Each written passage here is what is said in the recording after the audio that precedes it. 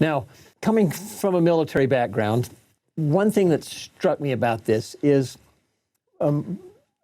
my wife and I had the opportunity as newlyweds to live in Europe. And so one thing I really love is I love medieval castles. I can't remember a lot of people's names sometimes, but I remember every castle I've ever been to and when it was built. It's just the way your brain works. But on medieval castles, they are built so that, you know, this is stone, and this is called a merlon, and this is called a crenel. And so this up and down, and it's on basically every medieval fortress. It's called a crenellation.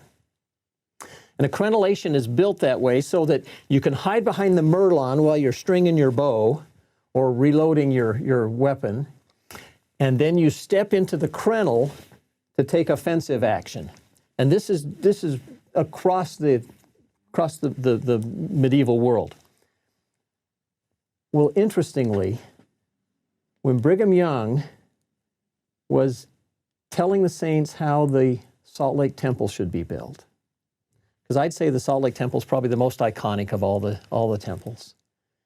When Brigham Young sent out Truman Angell over to Europe, he instructed him to look at cathedrals and castles and stately buildings. And then Brother Angell came back, and Brigham and Brother Angell, as they designed the Salt Lake Temple, when you look at a picture of the Salt Lake Temple, that temple is filled on almost every edge with crenellations. Because what did crenellations do in medieval castles?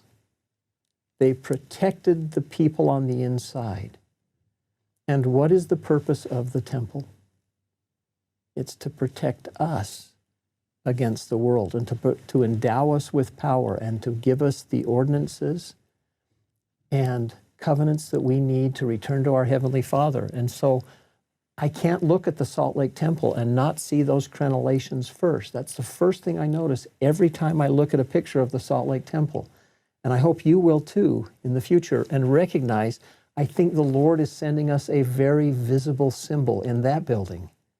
Because in stone, the Salt Lake Temple has way more symbolism in the stone of that building.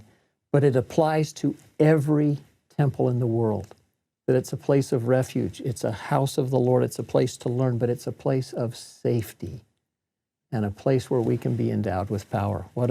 I just think that's just a wonderful metaphor. That's beautiful, Ken.